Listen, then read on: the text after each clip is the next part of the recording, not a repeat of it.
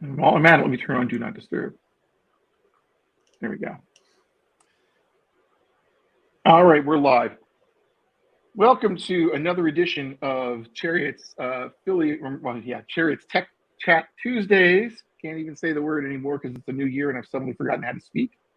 I'm Ken Rimple, and welcome to our Tech Chat. Today, I brought on a guest. Keith is here, Keith Gregory from Chariot. He's focused a whole lot on cloud operations and on data engineering and a lot of other stuff, but deep knowledge of AWS and many of the solutions around it. So what we thought we would do is in a couple of minutes, we're going to kind of go through and recap what happened in reInvent this year. In 2022, at the end of the year, Werner Vogels had a keynote. There was a whole bunch of stuff announced, and Keith's been tracking a number of recent releases based on that. So that's going to be the focus of our show today. What I'd like to start out with, though, and actually I'll kind of start out with the ETE stuff, is we have a conference coming up, as we do every year, with Philly Emerging Technologies for the Enterprise Conference for 2023. It's going to be held on April 11th and 12th at the Science Center in Philadelphia, PA. So it'll be the first in-person Philly ETE since the pandemic. And we're going to have kind of a hybrid mode. So we'll have, I don't know the exact number, but we have a number of tickets. We're going to have 2 simultaneous speakers. So it's a little smaller than it has been, only because we're just kind of towing into the live environment. We have a number of great speakers already lined up, and we will have an online component. So if you can't make it physically to Philly Emerging Tech, there's an online only ticket, and then you could purchase the full ticket, which lets you both live stream if you need to, if you're running late one morning, and also physically be there in attendance. So we have a number of speakers. Currently, we've got let's see, we have someone from Cisco, Stephen Augustus, head of open source at Cisco. We have Yehuda Katz, the creator of Ember, former Rust and Ruby on Rails contributor, core team member on jQuery, and here's current framework of Starbeam.js. Jessica Kerr is back for another year. Excellent speaker. Avdi Grimm, Tammy McClellan, Richard Steeman. There's a number of others that we're lining up. We've just recently added someone to talk about multi-cloud, Deshaun Carter. He's a Spring Developer Advocate. So if you go to phillyemergingtech.com, it'll redirect you to the 2023 site. We're in early bird right now, so the tickets are discounted a bit. So if you want to get your tickets now, you'll save a little money. And also get the ticket before they fill up and we are going to online because we'll get to a certain size and it's smaller than most of the last years. So get your tickets if you want to be in person. It's going to be a good show. We also have a lot of content out there. So for example, if you go to cherrysolutions.com and you go to /blog or you click on resources blog, you can get to our blog where we write a lot of content. So 2 most recent ones are a 20th anniversary Philly Emergency Innovation Center, or kind of a look back at how we've been, as a Philadelphia, tech scene, how we've grown up over the years. That's Tracy Wilson-Rossman's article. And then the one that's technical here, that's a good one for our discussions, is Don't Let Friends Use JSON in Their Data Lakes by Keith Gregory. So Keith, do you want to just give a very short capsule of what this is about? Sure. So this is looking at long-term storage of data in a data lake. And JSON is kind of the standard for moving data around. It has a couple of limitations when you store it long term. Most prevalent being no schema. So a year from now, you may not know what the data actually means. So in this blog post, I go over the limitations. I talk about how you can make some changes. And I end up recommending going with for your data lake that you're going to be using long-term, using a format that has a schema, such as Parquet or Orc or Avro. And this week, I'm actually going to be putting out a post showing how you can create Avro files, since I haven't found a good post on that out in the real world. Cool. Okay, again, that's at cherrysolutions.com/blog. One more quick plug, if you go to youtube.com, if I can type, you can get to a ton of videos, including all of our Tech Chat Tuesdays. If you go to playlist, you can get to all of our Philly Emerging Tech conferences going back, I guess, 10 years or close to that anyway, and other shows as well. So check that out for other resources. All free. We don't require you to register. Good resources for you. Lots of famous people you might know, people who are committers on projects you might have read about or heard about. You get to see them all speaking at one of our conferences. All right, so the big topic for today and why I brought you on the show, Keith, is we talk about AWS from time to time, but we had a big, their yearly conference, AWS reInvent in 2022 at the end of the year. So I know you were kind of tracking things that were happening during reInvent and things that came out recently around the end of the year releases and such. So I think we should just dive into it. I guess my first comment about it, and we can close this browser here just to kind of get into 2x2 mode here, is that I noticed like we started off with kind of this like Matrix kind of funny video from Werner Vogels' keynote where he was kind of talking about the red pill and the blue pill. And if I remember correctly, like the red pill was go with, what was it? Go with regular synchronous, right? Synchronized versus asynchronous, yeah. And then he went through this whole bunch of like things like, what if I go to a restaurant and I'm like asking for my items for an order and the waitress goes back and she fixes the drink and then she comes back and she makes the burger and then she goes back and makes the fries. And obviously, it's a long-winded way of saying, event-driven is really the way to go. So is the big message really that they were really pushing specifically to like start thinking about things event-driven more and through things like EventBridge? So I'm going to start off by saying I did not actually attend reInvent this year. My hoodie is from last year. reInvent happened in the middle of a big kitchen renovation at our house, and I figured if I told my wife I was going to Vegas for a week, she'd change all the locks by the time I got back. You were doing your own reInvent, yeah. Reinvent the kitchen. You know, depending on what you get out of reInvent, you don't necessarily need to go. All the keynotes were live streamed, and all of the content was up on, I believe it's YouTube, when I look at it, within days after it was presented. So you can virtually participate in reInvent, although you miss out on like QAs and getting together with other people. So that said, there are a lot of people who are commenting that not much happened at reInvent. There wasn't much interest in. And I'm going to get to the event bus towards the end of our session, but I counted out in the official reInvent release notes and blog posts 69 different things that were released, and some of them are pretty minor. Things like new instance types. AWS is up to, I think, a couple hundred EC2 instances, and you can still start up the M1 small that started it all 14 years ago or 12 years ago, whenever EC2 was released.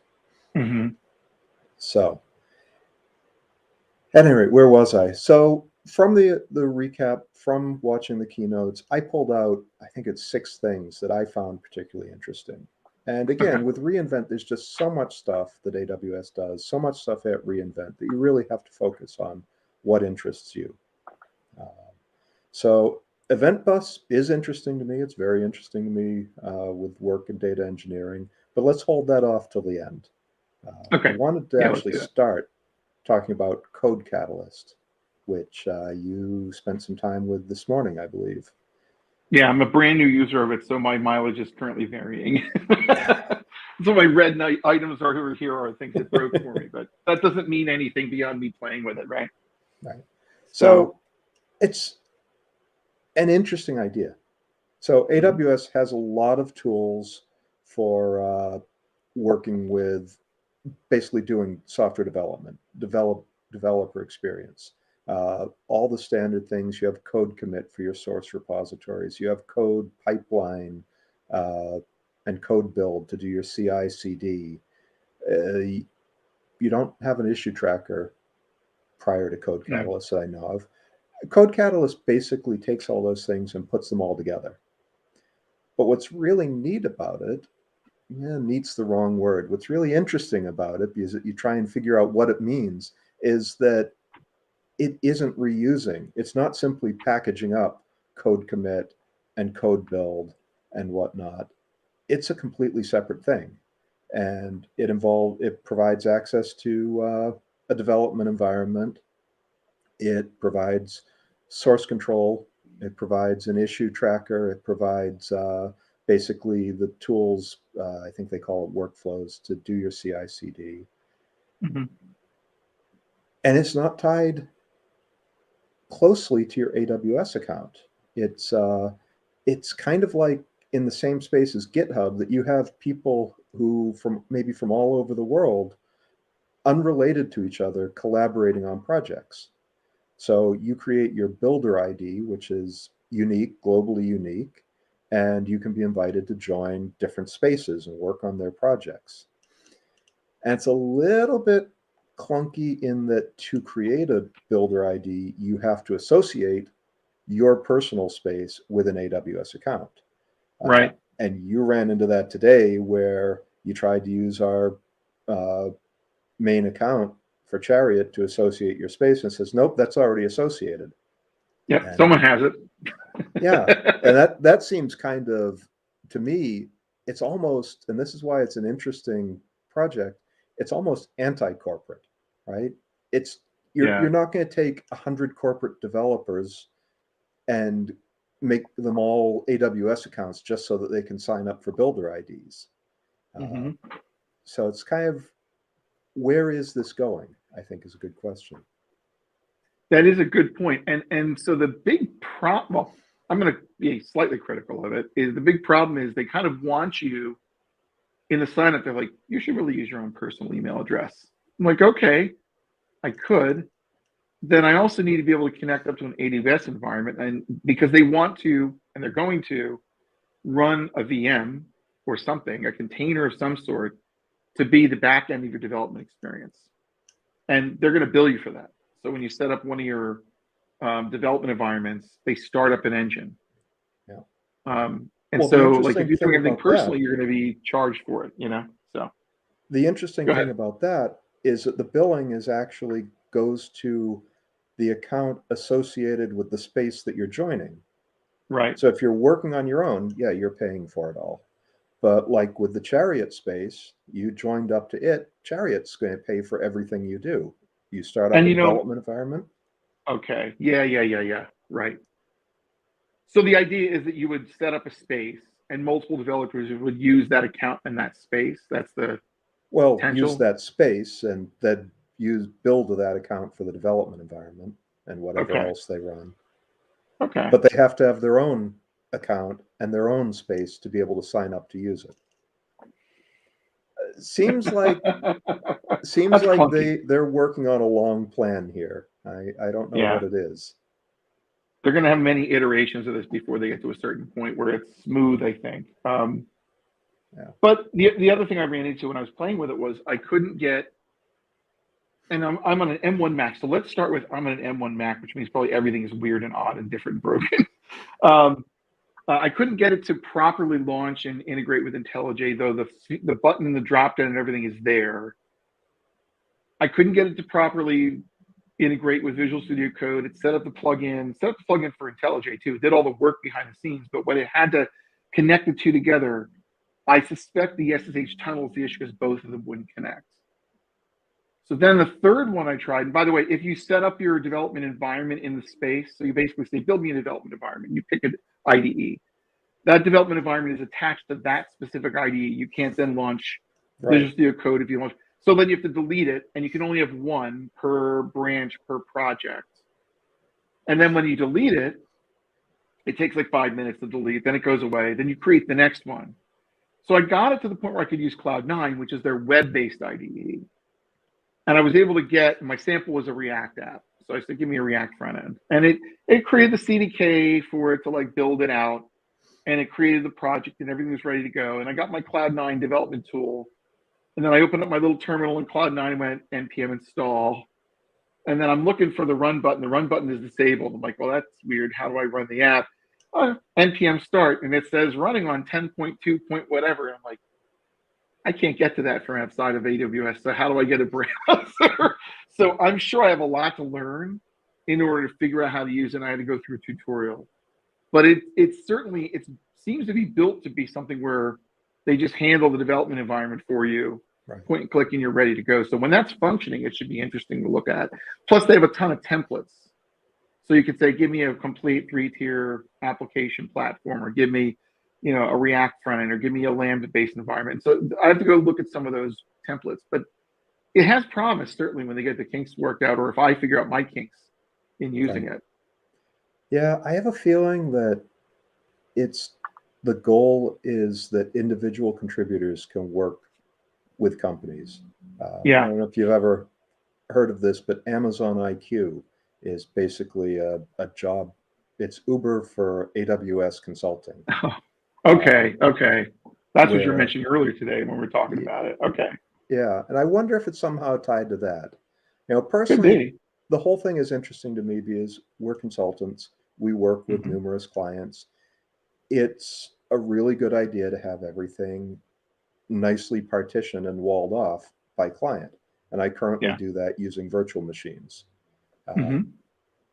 And I like the idea of like this for years, of having actually running my development environment in the cloud. Yeah. Not quite there. Not quite yet. I'll throw an alternative out there, which is, I've been looking at this, is more provisioning the development engine. And the one I've been looking at now, it's based on Docker. So you would run something called dev containers. And so the idea there is, and it's a smaller scale idea that maybe this is built on. I don't know if they're doing this behind the scenes, but it's that you would create Docker container to have all of your development tools in it. And then you launch the container and you connect to the terminal through SSH, just like what these guys are doing. And it came out when they were building the Microsoft Windows WSL Linux VMs. When you run Visual Studio Code and you've got a Linux VM like Ubuntu installed, you can install Ubuntu and install Docker on Ubuntu, and you can do git clone on Ubuntu. But then you're dealing with like a terminal and VI. It's horrible, horrible in terms of like an IDE, right?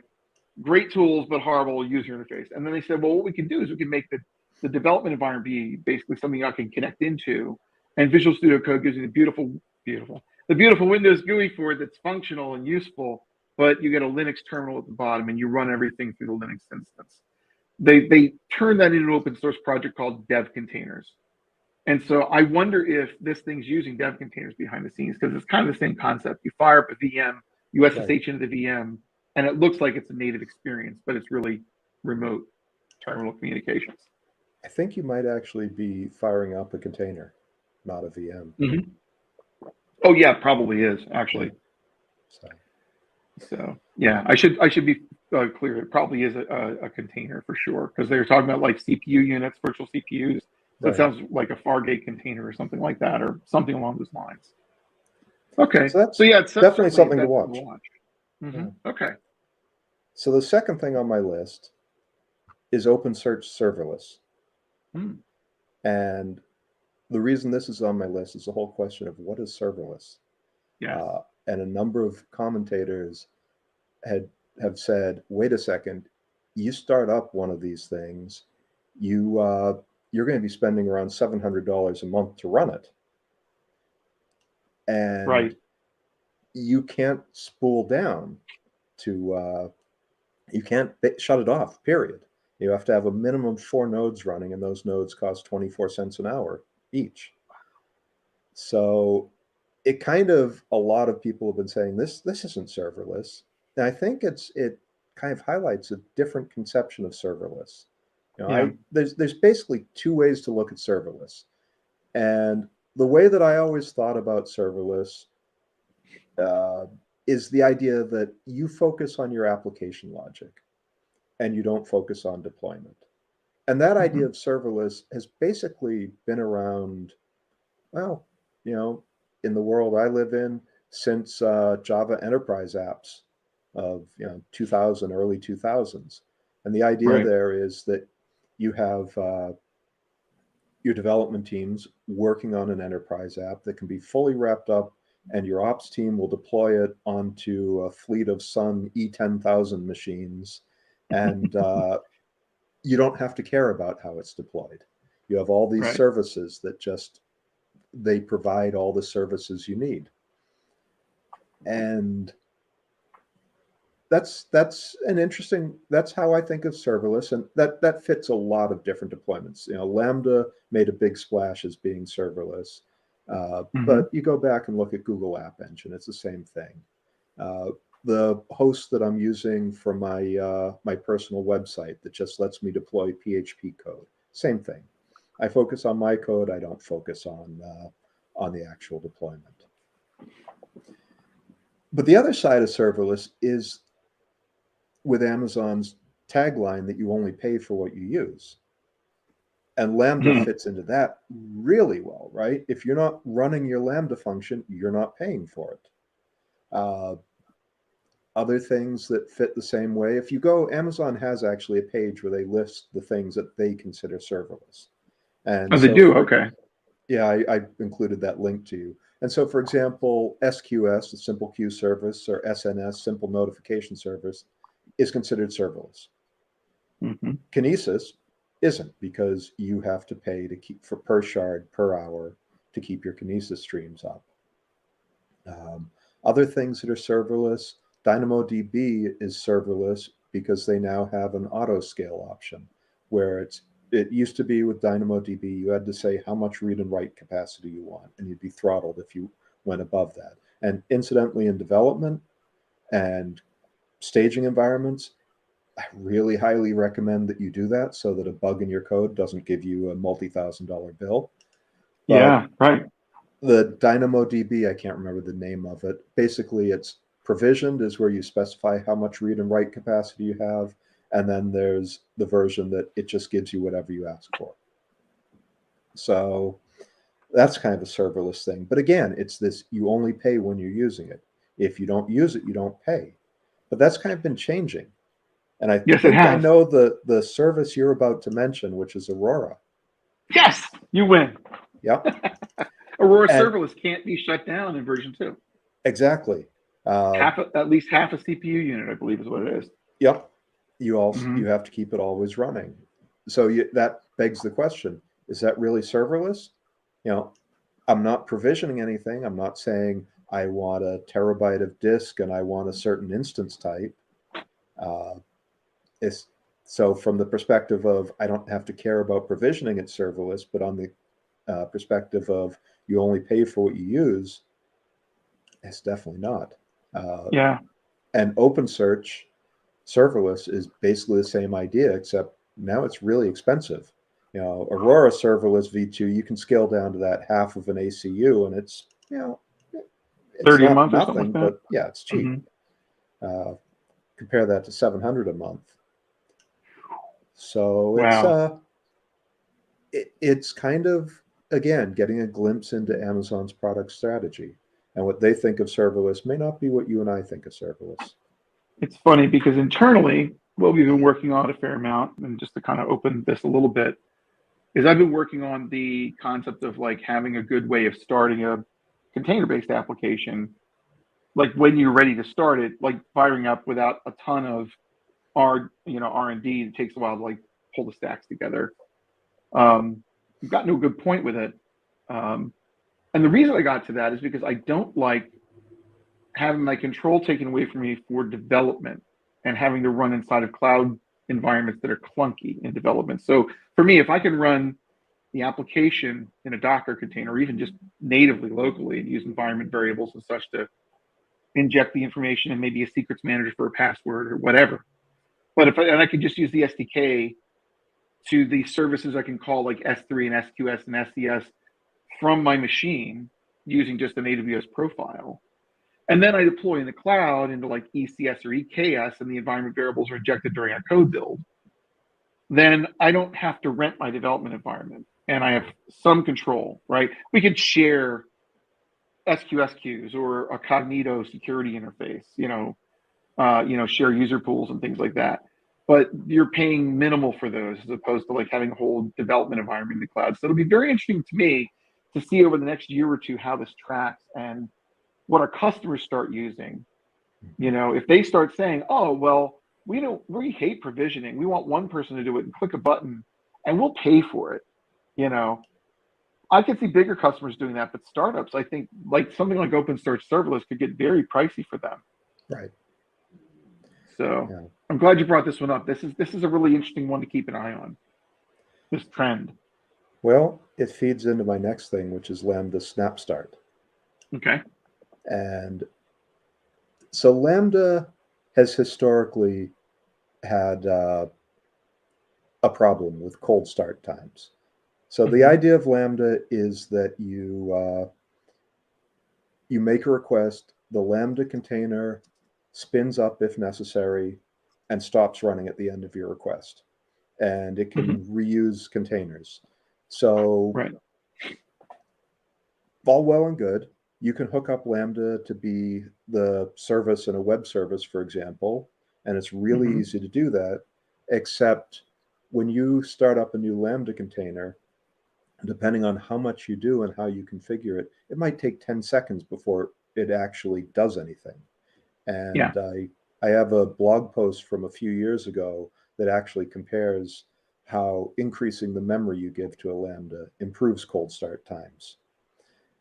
And the reason the cold start times exist is you're starting up this machine, just like a JVM, from scratch. You're loading in classes, right? You're doing initialization things before you actually do anything. And I say JVM because Java is the worst offender here. But even Python, you can spin up a cold Python container, and to be able to load up Boto 3, there's a lot of work that it's doing.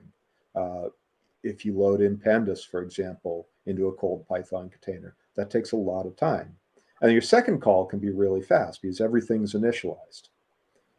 So Amazon has come up with a number of approaches to try and work around this. And one approach that everybody immediately turns to is provisioned instances, or provision concurrency. Like warming it up in advance, basically.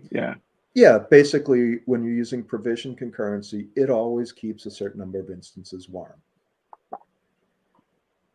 At which point, I think, that idea of serverless is only paid for what you use is right out the window, because now you're paying for however many instances. I think it's $40 a month per Lambda to keep it provisioned. Per what? Is that per Lambda per virtual CPU, you think? Per Lambda per execution environment.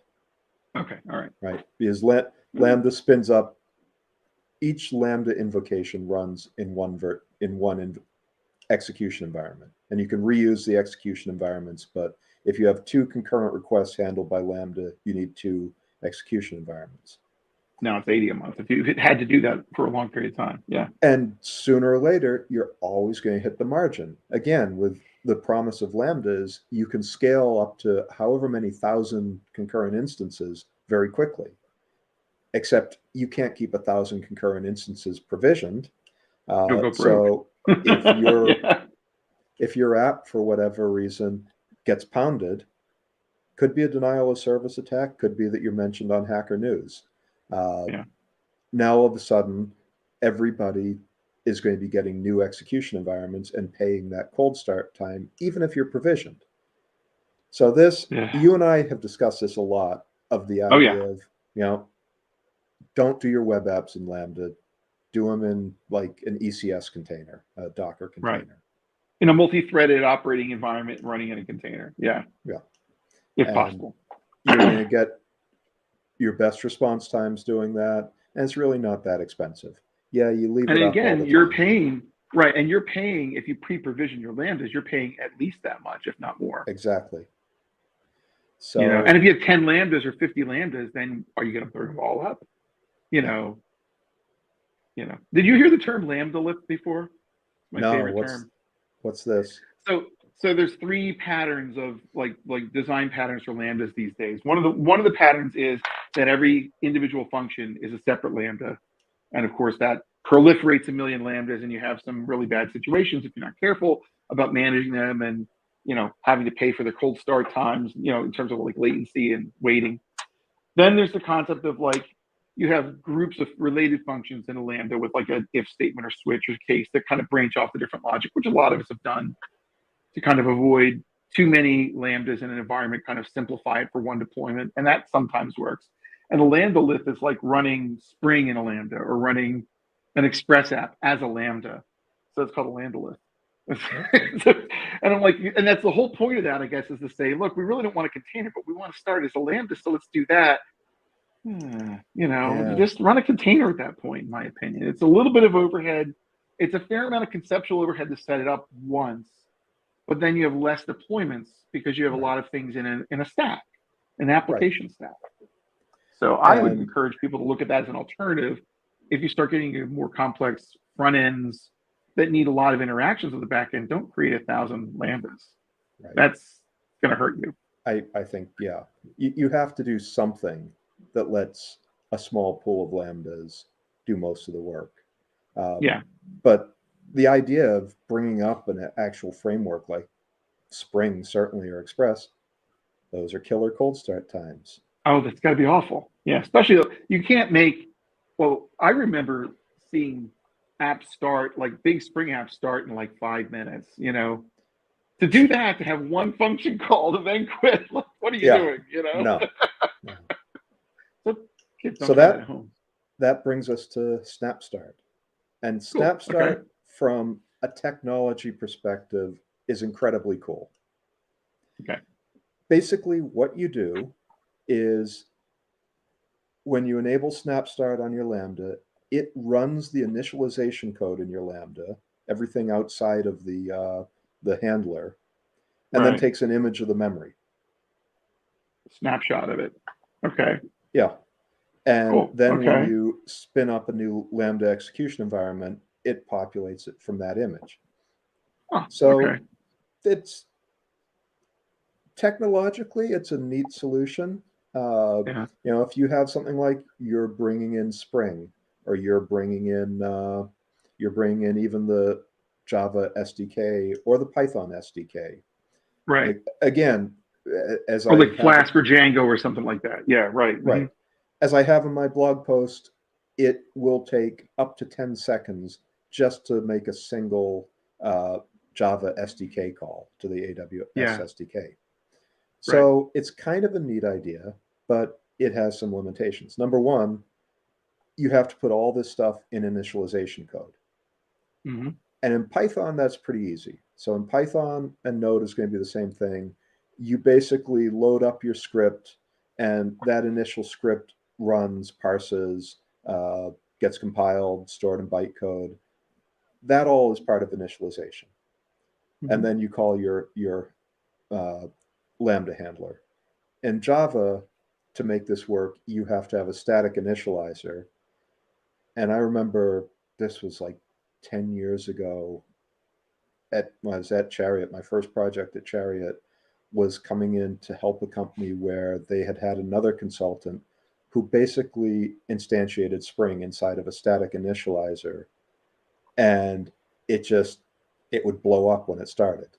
So that's kind of questionable to do, to say the least. Yeah, right. And things like a database connection pool, you take an image of memory, your TCP connections aren't living in that image, right? So you'll get your database connection pool. If it actually you can't let it create connections until they're actually used. So it's a little bit iffy in practice. I think it takes a lot of work to make it work well. When I actually did this, it took about 2 minutes to prepare the Lambda to be invoked with Snapstart, and then about 300 milliseconds to actually start it up and run my function, which is a hell of a lot better than 10 seconds. But sure is. Yeah. But it's still, if you're writing a web service, 300 milliseconds is not great. That's especially over the number of calls you're going to make over time. It magnifies the total latency you're getting out of the app. Yeah. Again, if you can reuse execution environments, it's great. You don't pay that. Right. But yeah. But if it's like every 2 hours this gets invoked, then it's 300 milliseconds every 2 hours, and maybe you need a quick round trip for that particular service. Yeah. The other thing I thought about around this, the other thing I thought about around this is like GRLVM. So GRLVM is, and we'll talk to Jack in a second on this too. GRLVM, GRAALVM, is a version of the Java VM that builds down to a binary. So it's not like a Java runtime, and the idea is like an actual compiled executable, at least conceptually. I'm not sure what happens behind the scenes. So that was like the Java development teams, the JDK people's goal of really making containers start super, super fast. I'm curious if that plus some of this stuff, or maybe in lieu of this stuff, kind of achieves some of the same results, but I don't know. I don't know if you could do Lambda in a GRLVM. I don't think you can you? I think that's the goal of it. Okay. I looked at GRLVM again 2-3 years ago, and it has its own limitations. It's basically, it has to be able to load everything up while you're compiling. It takes a really long time to compile and build. And with what I was using, and I can't remember why, if I dug into why it did this, but it gave up. It said, I can't compile all this stuff, so I'm going to spin up a VM. I'm going to have a VM inside your deployment bundle that I'm going to spin up. We're all good. Okay. And I don't want to put down GRLVM, Sure. because I think it offers a lot of promise. And I that think was where years it would ago. fit, I need to get back into it. yeah, me too. I think where it might fit is if we go back to the containers part of the discussion.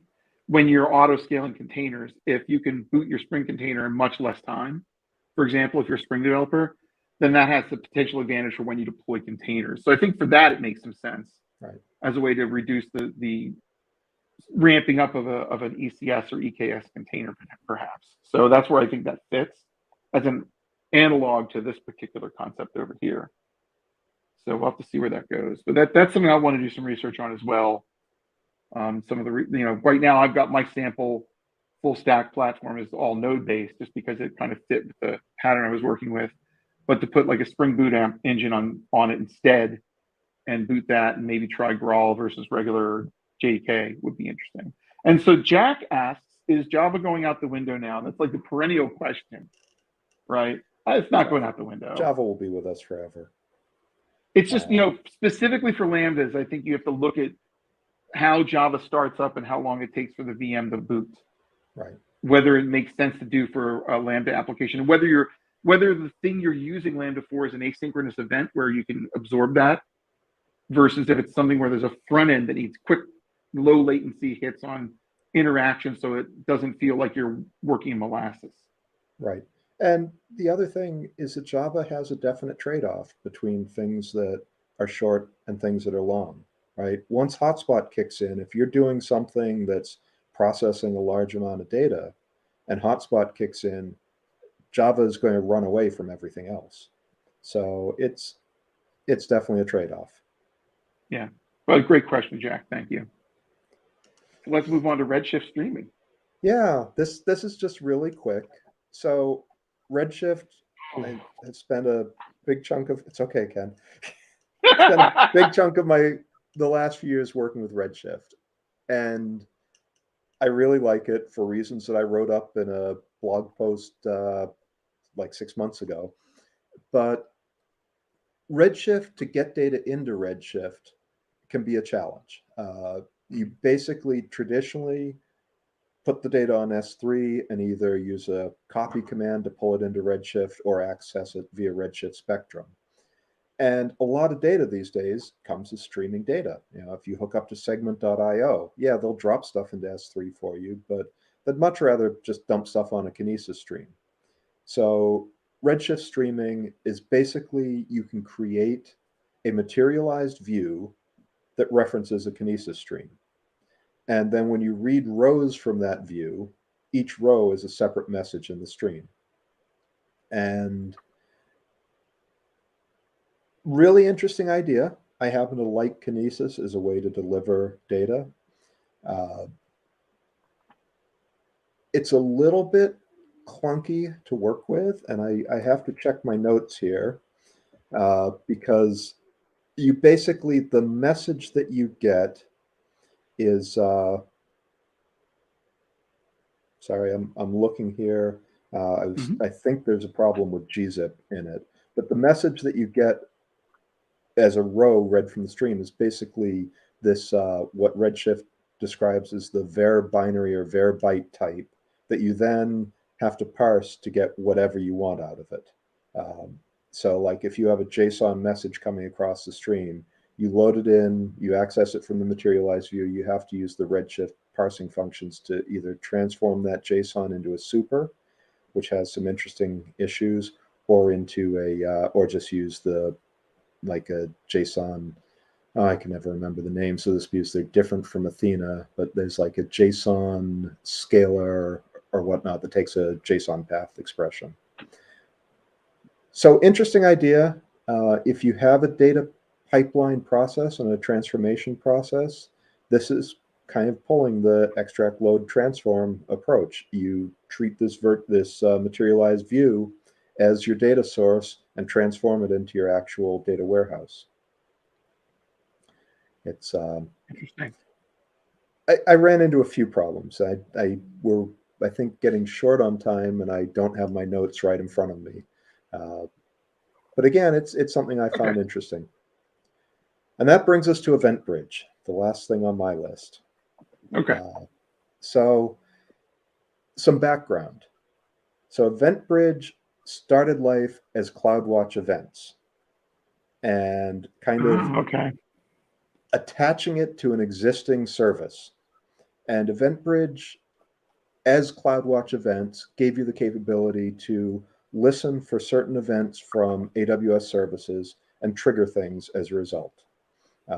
So, for example, one place that I've used it several times is you listen for the ending of an ECS or batch task, and then that triggers a Lambda that goes out, grabs the CloudWatch logs for that task, and scans through them to find any problems.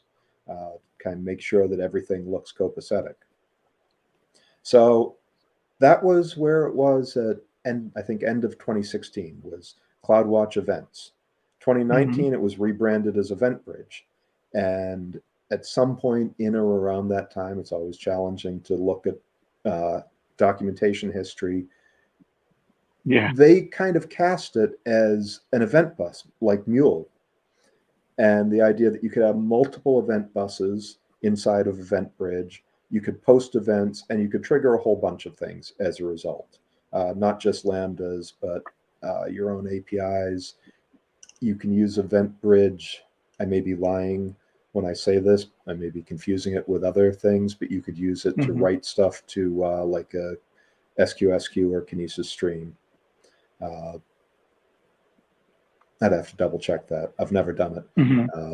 I've used EventBridge to send a message to API Gateway to talk to a Kinesis stream. So at any rate, this idea of it being an event bus, and you can have multiple things triggered off in a serverless microservices architecture, right? This is the classic usage of an event bus. You're an e-commerce site. Someone clicks send order, and that event goes off to your warehouse. It goes off to your billing system. It goes off to perhaps multiple other systems, all through your event bus. And that's the promise of an event bus. And that brings us back to Werner Vogels' keynote, where he's talking about an asynchronous world that revolves around event buses, which is kind of new. Even though EventBridge has been out for 3 years now, this idea of making it be the center of your architecture is new. And then he introduced EventBridge. Oh, sorry, you look like you're about to say something. No, I think that a lot of for many years, a lot of people have used like queues to decouple things, and then probably topics for publish subscribe and things like that certainly as well.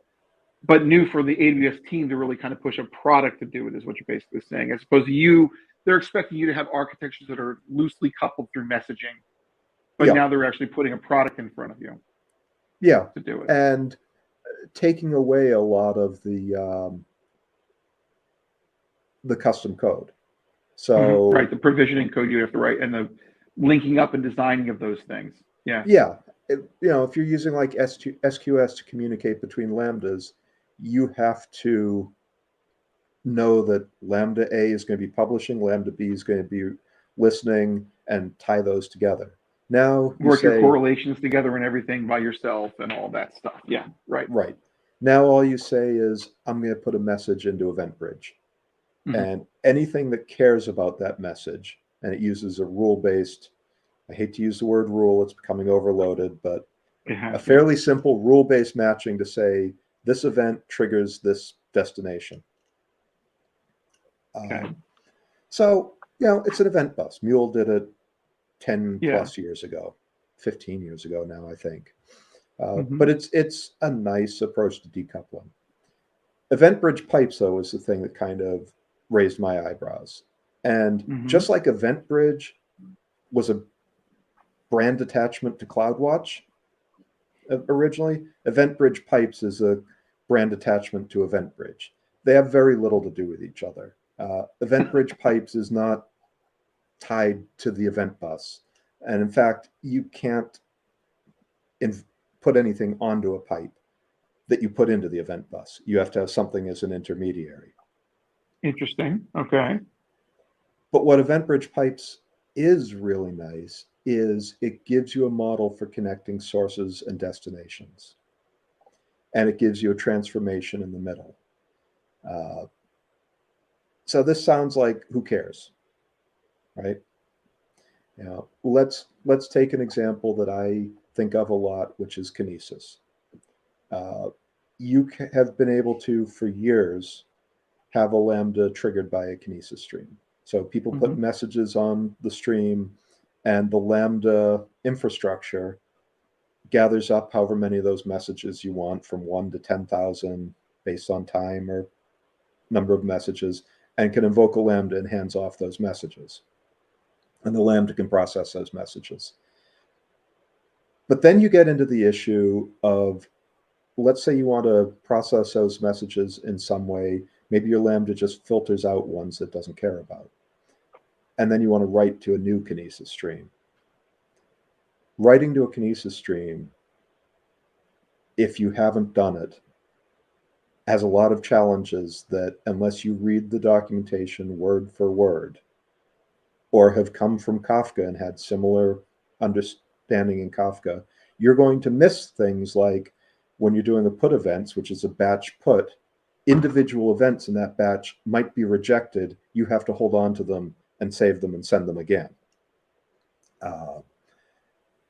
It's really a lot of work. And my logging library that writes to Kinesis, there is a lot of test code to try and make sure that I cover that fully. So EventBridge Pipes gets rid of that problem for you. You basically, you still have a Lambda that gets invoked with some number of events, and it just returns the list of events that it wants to send to the destination. And EventBridge Pipes takes care of the messy work of actually sending it. Okay. So it handles the edge case theater that you run into, that you would have to learn how to deal with yourself in a lot of cases. So it's I think, a really nice feature if you're building data pipelines that do transformations like that. And the other thing no, I'm sorry. Is there a significant cost in rolling that out as opposed to doing it by hand? Like, are they charging a premium for this? Nope. You only pay for the Lambda invocations and for the nice source and destination. Okay, so that could really be something that might make things simpler for handling that kind of work. I think so. And one thing that it handles that is great is that it will do a one-to-many transformation. So, use case that I have for this, CloudWatch logs, you can subscribe a Kinesis stream to your CloudWatch logs. CloudWatch writes a single message to the Kinesis stream that may have however many log events, log messages, it can package up. Now, what do you do with that? Everything that that needs to transform that needs to use that, needs to pull those events out. Years ago, I put together a logging pipeline that ended up with Kinesis Firehose writing to Elasticsearch. And you can't simply subscribe your logs into that, because Firehose doesn't know how to deal with these nested messages. Elasticsearch doesn't know how to deal with these nested messages. So the solutions you have are to write a Lambda to process it, or go to the console and say, yeah, I'm going to use the Amazon provided Elasticsearch log subscription, which happens to be a Lambda. Right. That's the same thing you would do, except they did it. Yeah. Yeah. EventBridge Pipes makes this much easier. You can hook up your destination stream, and all your Lambda does is it goes into the source event, says find me all the log events, and return them as an array. It's a flat map, basically. Mm-hmm. Nice. So it's a lot less code. For that use case, it's great. In fact, I put a blog post on my personal blog about that. The other thing that Pipes gives you is it gives you a no-code approach. So simple transformations where you want to just grab like 4 fields out of a source message, you can reference them with JSON path. And okay. You don't need a Lambda. You can just say, go through, and they also do filtering, same way, where you say, pull these 4 fields out, and that's my destination message. So that's nice. So for a lot of things that are just simple integrations, it's just a little bit of JSON. Exactly. And that's it. Okay. Exactly. So it seems like there was a lot of stuff that was announced at reInvent, but just you have to kind of dig for what you're looking for, really. Exactly. Well, that's always the way it is there. Criticism. Yeah, right. Okay. It is definitely interesting to watch where they're going in terms of serverless, though. I think that I would hate to end up in a world where it's like cable subscriptions turn into a lot of little streaming service subscriptions suddenly, and all of a sudden you look at your bill and go, ah! Like if it turns out that there's a ton of serverless things that don't shut off that suddenly make your bill a ridiculous amount of money, that would be a shame if we went down that road for everything. But you have options because you still have stuff. You can even do EC2 containers if you really wanted to in the AWS. They don't deprecate anything, so it's really more of a just understanding the trade-offs for all these things is the key, really. Right. So, all right. Well, thank you for spending the time with me today on all this stuff. This was great. Yeah. All right. So if you want to see anything about reInvent, we have a link in the show notes here for all the announcements from AWS reInvent. You can take a look at all of those. If you want to see what Keith is writing at Chariot on our blog, he's got some great stuff there, and he speaks a lot at like the AWS user group meetings and other places as well. So you can check that out by going to our Chariot website and searching for Keith Gregory. We'll put some links up, I think, for some of the common blog posts that people reach from you. And again, thank you very much. We appreciate it. All right. Have a good rest of the day. Cool. Yeah, you too. And don't forget, PhillyEmergingTech.com. You can get your early bird tickets now. So head over there before they sell out. Thanks, everybody. See you in a couple weeks.